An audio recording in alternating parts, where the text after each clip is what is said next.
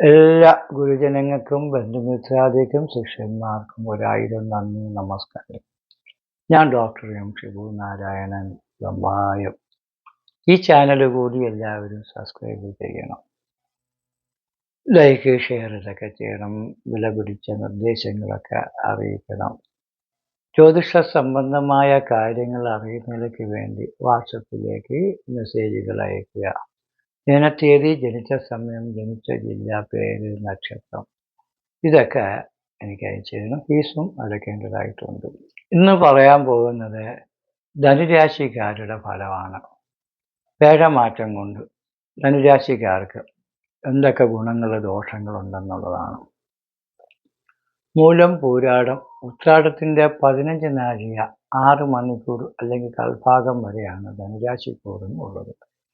വേഴൻ 2024 May മാസം 1-ാം തീയതി പകൽ 12:59 മേടൻ രാശിയിൽ നിന്നും ഇടവൻ രാശിയിലേക്ക് പ്രവേശിക്കും. 2025 മെയ് മാസം 14-ാം തീയതി വരെ ഇടവൻ രാശിയിലാണ് വേഴത്തിൻ്റെ സഞ്ചാരം. ഈ ധനുരാശിക്കൂറുകാർക്ക് 6-ലാണ് വേഴം വരുന്നത്. 6-ൽ വേഴം നിൽക്കുന്ന ഈ വർഷം നിങ്ങൾക്ക് പൊതുവെ ഇത്തിരി ദോഷഘട്ടമാണ്. 6 പറയുന്നത് ഹൃണാർത്ഥ ചോര ക്ഷത രോഗ ശത്രു ജ്ഞാത്യാജ ദുഷ്കീർത്തി അഭീത്യവജ്ഞ. ബാധ്യത കടം കൂടി വരും. അതൊരു വലിയ പ്രശ്നമാണ്. കടം നമുക്ക് വാങ്ങിക്കാതെ ഇന്നത്തെ കാലത്ത് ഒരു വീട് വയ്ക്കാനോ വണ്ടി വാങ്ങിക്കാനോ പറ്റൂല. നമ്മളെല്ലാ സമ്പാദ്യങ്ങളൊക്കെ ഉണ്ടാക്കി പണം ഉണ്ടാക്കിയതിന് ശേഷം ഒരു വീട് വയ്ക്കാം, വണ്ടി വാങ്ങിക്കാം എന്ന് വിചാരിച്ചാൽ സാധാരണക്കാരനെ കൊണ്ട് പെട്ടെന്ന് പറ്റില്ല, സമ്പന്നർക്ക് പെട്ടെന്ന് പറ്റും. അപ്പോൾ അതുകൊണ്ട് നമുക്ക് കടം വരുന്നത് വീട് വയ്ക്കാനോ വസ്തു വാങ്ങിക്കാനൊക്കെ നമുക്ക് ധൈര്യപൂർവ്വം ചെയ്യാം. പക്ഷേ എന്ന ആൾക്ക് ജാമ്യം നിൽക്കാൻ പോകാനോ റിയൽ എസ്റ്റേറ്റ്, ഷെയർ മാർക്കറ്റ്, ബിസിനസ്സുകൾ, പാർട്ട്ണർഷിപ്പ് മുതലായ കാര്യങ്ങളിൽ വിശ്വാസവഞ്ചനയും ചതിയും കാര്യങ്ങളൊക്കെ ഉണ്ടാകാൻ ചാൻസ് കൂടുതലാണ്. സുനാമി വന്ന് എല്ലാം അടിച്ചുകൊണ്ട് പോയതുപോലെ ഇത്രയും കാലം നമ്മൾ കഷ്ടപ്പെട്ട് നേടി ഉണ്ടാക്കി നിലനിർത്തി പോരുന്ന പ്രസ്ഥാനങ്ങളും സ്ഥാപനങ്ങളൊക്കെ പെട്ടെന്ന് നമുക്ക് കടം കൊണ്ട് പറ്റൂല എന്ന് തോന്നി ആരെങ്കിലും ഒരു പാർട്ട്ണറെ പിടിച്ച് അതിനകത്ത് നിർത്തിയാൽ ചിലപ്പോൾ അവ എല്ലാം കൂടെ എഴുതി വാങ്ങിച്ചുകൊണ്ട് പോകും. നമുക്കൊന്നും കിട്ടൂല, തരൂല. അടിച്ചു വാങ്ങിച്ചോ പിടിച്ചു വാങ്ങിച്ചോ എന്ന് പറഞ്ഞാൽ നമുക്കൊന്നും ചെയ്യാനുള്ള മനസ്സില്ലാതെ ചിലപ്പോൾ നമുക്കൊന്നും ചെയ്യാൻ പറ്റാതെ പോകും. അങ്ങനെ കടബാധ്യതകൾ, വിശ്വാസവഞ്ചനകൾ, ചതി, ബാങ്കിൽ നിന്നും ജപ്തി നടപടികൾ ഇതൊക്കെ ഉണ്ടാകാൻ യോഗമുണ്ട്. ചോരൻ കള്ളനാണ്. വീട്ടിലിരിക്കുന്ന മുതലുകൾ കള്ളന്മാർ മോഷ്ടിച്ചു കൊണ്ടുപോകാൻ യോഗമുള്ളത് കൊണ്ട് വില പിടിപ്പുള്ള ഒരു വസ്തുക്കളും വീട്ടിൽ സൂക്ഷിക്കാൻ പാടില്ല.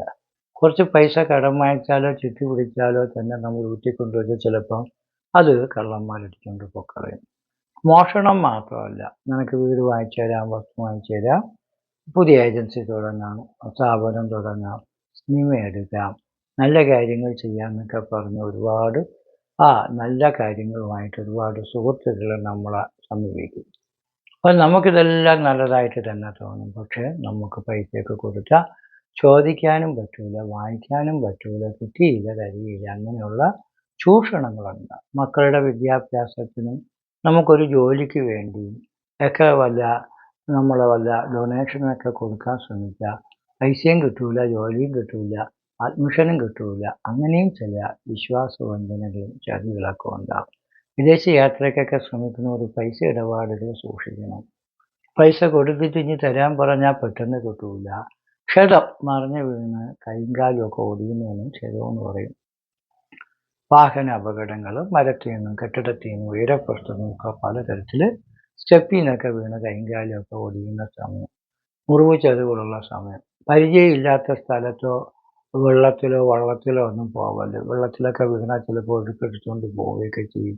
ആപത്ത് മാത്രമല്ല, മരണം മുതലായ കുഴപ്പങ്ങൾ വരെ ഉണ്ടാകാൻ ചാൻസ് ഉണ്ട്. രോഗങ്ങളും ശത്രുക്കളും ഒക്കെ ഉള്ള സമയമാണ്. ഒരുപാട് ശത്രുക്കളും വിരോധികളും അങ്ങ് വാക്കുകയും. ഈ മൂലം, പൂരാടം, ഉത്രാടം ധനുരാശി കൂറിൽ ജനിച്ചവരായതുകൊണ്ട് ഇവരാരെയും അങ്ങനെ അംഗീകരിക്കുകയോ ബഹുമാനിക്കുകയോ അല്ലെങ്കിൽ സ്നേഹിക്കുകയോ ചെയ്യുന്നവരല്ല. അവർക്ക് ദേഷ്യവും വാശിയും കൂടുതലുള്ളവരാണ്. അവരെ കാര്യം നേടാൻ എല്ലാവരെയും സ്നേഹിക്കുകയും ബഹുമാനിക്കുകയും അംഗീകരിക്കുകയൊക്കെ ചെയ്യും. പക്ഷേ മറ്റുള്ളവരോട് അത്ര ഇഷ്ടം കാണിക്കുന്ന രീതിയല്ല ഇവർക്കുള്ളത്. അവരുടെ കാര്യം നേടാൻ വേണ്ടി ഇഷ്ടം കാണിക്കും. അപ്പോൾ ഇവർക്ക് ഒരുപാട് ശത്രുക്കൾ വീട്ടിൽ കിടന്ന് ഉറങ്ങിയാൽ പോലും ഒഴിയാതെ ഉണ്ടാകുന്ന ഒരു രാശിയാണ്. നല്ലവരാണ്, നല്ല വിദ്യാഭ്യാസവും അറിവും കഴിവും ബുദ്ധിയും ശക്തിയും ഉള്ളവരാണ്. ധനുസത്തിൽ അമ്പും വില്ലുമാണ്. കൂടുതൽ പോലീസ്, പട്ടാളം, നിയമവകുപ്പ്, കോടതി വകുപ്പ്, ഉദ്യോഗസ്ഥന്മാർ, അധികാരികളൊക്കെ ആയിത്തീരുന്ന യോഗമുള്ള രാശിക്കാരാണ്. നിങ്ങളുടെ അധികാരത്തിൻ്റെ പരിധി ഉപയോഗിച്ചുകൊണ്ട് മറ്റുള്ളവരെ ഉപദ്രവിച്ച ജോലി വരെ തെറിക്കുന്ന സമയമാണ്. ഒരു പോലീസാണെങ്കിൽ ഒരു കള്ളനെ പിടിച്ചുകൊണ്ട് പോയതേയുള്ള അറ്റാക്കൊന്നും എത്തിയാലും ഇവ ഇടിച്ച് കൊന്നെന്ന് പറഞ്ഞ് ജോലി വരെ തെറിക്കും. അങ്ങനെ ബാങ്ക് മാനേജർമാരും സൂക്ഷിക്കണം. കാരണം ജപ്തി നടപടിക്ക് വേണ്ടി ഉദ്യോഗസ്ഥന്മാരും അധികാരികളൊക്കെ ചെല്ലുമ്പോൾ അവിടെ ഉള്ളവർ ആത്മഹത്യ ചെയ്യുന്നത് നിങ്ങൾ നിമിത്തമായിരിക്കും. അതുകൊണ്ട് കുറച്ച് മയമായ സംഭാഷണങ്ങളും സ്നേഹവും അവസരങ്ങളും സമയങ്ങളുമൊക്കെ നമ്മൾ കൊടുത്ത് എല്ലാവരെയും രക്ഷിക്കാൻ ശ്രമിക്കണം. ശിക്ഷിക്കാൻ ശ്രമിക്കുക ശാപങ്ങളും ദുരിതങ്ങളും നിങ്ങളുടെ ജീവിതത്തെ ബാധിച്ച് നിങ്ങൾക്ക് തന്നെ നാശം ഉണ്ടാകുന്ന ഒരവസ്ഥയാണ്. അതുകൊണ്ട് ഭക്തി വേണം. എല്ലാവരെയും കഴിയുന്നതും സഹായിച്ചില്ലെങ്കിലും ഉപദ്രവിക്കാൻ പോകരുത്. അങ്ങനെ ശത്രുസ്ഥാനത്ത് വേടം നിൽക്കുമ്പോൾ ഹരിഭവനേ സഹദേവ ബൃഹദാമ്പത്യോ സ്ഥിരേ കലഹ. ഹരിഭവനം ശത്രുരാശി എന്നാണ്. ഹരി എന്ന് വെച്ചാൽ ശത്രുഭവനം, ശത്രുരാശി 6. സഹദേവ സഹചാരി സ്ഥാനം വെച്ചാൽ 3 സഹോദരങ്ങളും സഹചാരികളും.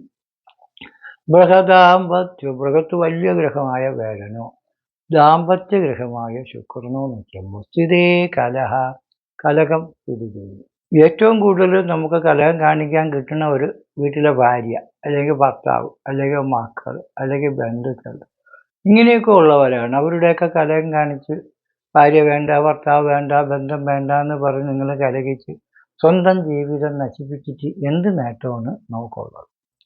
അതുകൊണ്ട് കലഹവും വിരോധവും ഒന്നും കാണിക്കരുത്. സ്നേഹമായിട്ട് എല്ലാവരോടും ഇടപെടണം. സ്നേഹമുള്ളവരോട് സ്നേഹമായിട്ട് ഇടപെടണം. സ്നേഹിക്കാത്തവരോട് നമുക്ക് സ്നേഹം കാണിച്ചിട്ടും കാര്യമില്ല.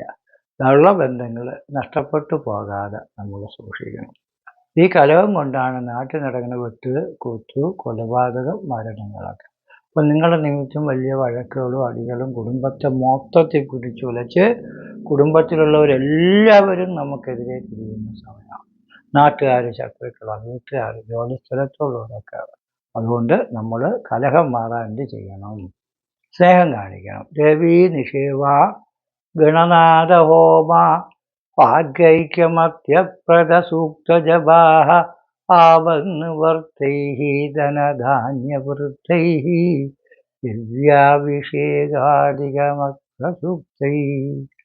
ഗണപതി ഹോമം, രവി നിഷേവ ഗണനാഥ ഹോമ, ഭാഗ്യ ഐക്യ മത്യ സൂക്തജപാഹ, ഭാഗ്യ സൂക്തം, ഐക്യമത്യ സൂക്തം മുതലായ മന്ത്രങ്ങൾ ജപിക്കാൻ അറിയാമെങ്കിൽ ജപിക്കണം, അല്ലെങ്കിൽ അറിയാവുന്നവരെ കൊണ്ട് ജപിപ്പിക്കണം.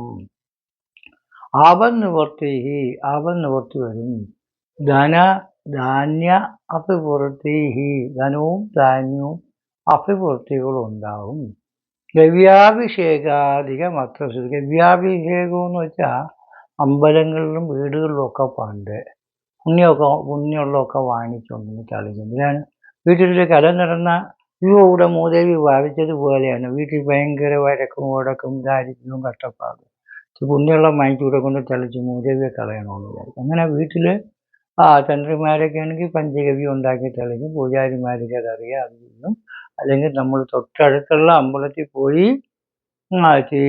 പുണ്യാവൊക്കെ തരണമെന്ന് പറഞ്ഞ് ദക്ഷിണയൊക്കെ കൊടുത്ത് വാങ്ങിച്ച് വീട്ടിനകത്തും പുറത്തുമൊക്കെ കൊണ്ട് തളിച്ച് മൂദേവിയെ മാറ്റുന്ന ഒരു സമ്പ്രദായം പണ്ടുണ്ടായിരുന്നു. ഇപ്പോൾ ആർക്കും അതൊന്നും അറിയാൻ പോലും പറ്റാത്ത അവസ്ഥയായിരിക്കും.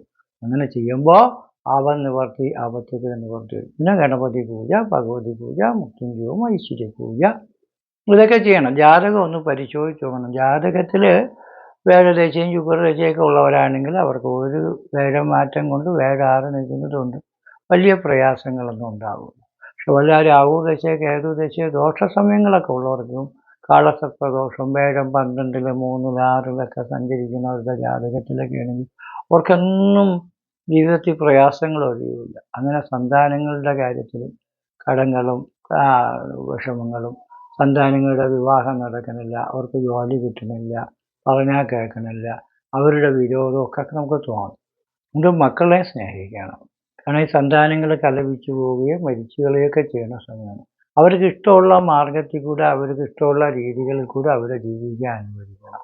അങ്ങോട്ട് പോകല്, അത് ചെയ്യല്, ഇത് ചെയ്യല്, ആ കല്യാണം ഞാൻ സമ്മതിക്കൂല, അത് പഠിക്കാൻ പോകാൻ ഞാൻ സമ്മതിക്കൂല എന്നൊക്കെ പറഞ്ഞാൽ മക്കൾ വലിയ വിരോധം തോന്നിയവർ ജീവിതം വേണ്ടാന്ന് വിചാരിച്ചാൽ, അല്ലെങ്കിൽ അച്ഛനമ്മമാർ വേണ്ടാന്ന് വിചാരിച്ചാൽ, അങ്ങനെയൊക്കെ ഉള്ള സാഹചര്യമാണ്. അപ്പോൾ സന്താന ഗോപാല മൂർത്തി പൂജ, പഠിക്കുന്ന വിദ്യാർത്ഥികളൊക്കെ ആണെങ്കിൽ സരസ്വതി പൂജ, നവഗ്രഹ പൂജ, ക്ഷേത്ര ദർശനങ്ങൾ, ഇതൊക്കെ ചെയ്യുമ്പോൾ നമുക്കുണ്ടാകുന്ന ആ വേഗത്തിൻ്റെ ആ അനുഗ്രഹക്കുറവ് കൂടുതൽ നമുക്ക് മാറി അനുഗ്രഹം നമുക്ക് നല്ലതായിട്ട് ഈശ്വരാനുകൂല്യം ഉണ്ടാവും.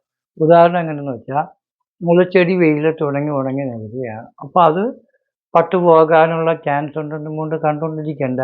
ചൂലും വെള്ളവും വളമൊക്കെ കൊടുത്താൽ തഴച്ചു വളർന്ന് നല്ല പുരോഗതിയായിട്ട് നിൽക്കുന്നത് പോലെയാണ് ദോഷമുള്ള സമയങ്ങളിൽ പരിഹാരങ്ങളും പൂജകളൊക്കെ ചെയ്യുന്നത്.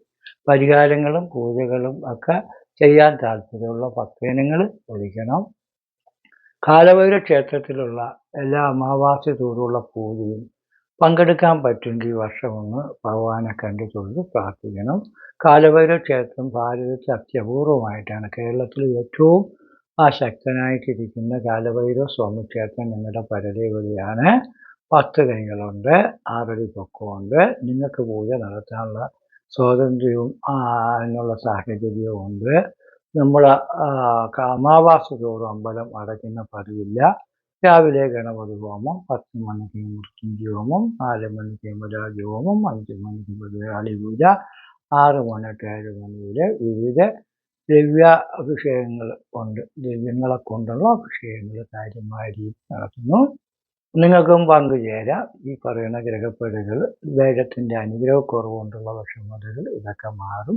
നിങ്ങളുടെ നാമജപങ്ങളും ക്ഷേത്ര ദർശനങ്ങളും സമയം കിട്ടുമ്പോഴൊക്കെ അമ്പലത്തിലും മതപരമായിട്ടുള്ള പ്രാർത്ഥനകളും നേർച്ചകളും വഴിപാടുകളൊക്കെ നടത്തി പ്രവർത്തിച്ചാൽ നിങ്ങളുടെ ജോലിക്കും സന്തതിക്കും സാമ്പത്തികത്തിനും ദാമ്പത്യത്തിനും പുരോഗതി ഉണ്ടായി എല്ലാ വിഷമതകളിൽ നിന്നും നമുക്ക് രക്ഷ പ്രാപിക്കാൻ പറ്റും. നിങ്ങൾക്ക് നിങ്ങളുടെ കുടുംബത്തിനും സന്താനാദികൾക്കും സഹോദരങ്ങൾക്കും എല്ലാ തരത്തിലും ഈ വേഴത്തിൻ്റെ ഗ്രഹപ്പഴ കൊണ്ടുള്ള ദുരിതങ്ങൾ മാറിക്കിട്ടുന്നതിന് വേണ്ടി ആ കാലഭൈരവ സ്വാമിയോട് പ്രാർത്ഥിച്ചുകൊണ്ട് നിർത്തുന്നു.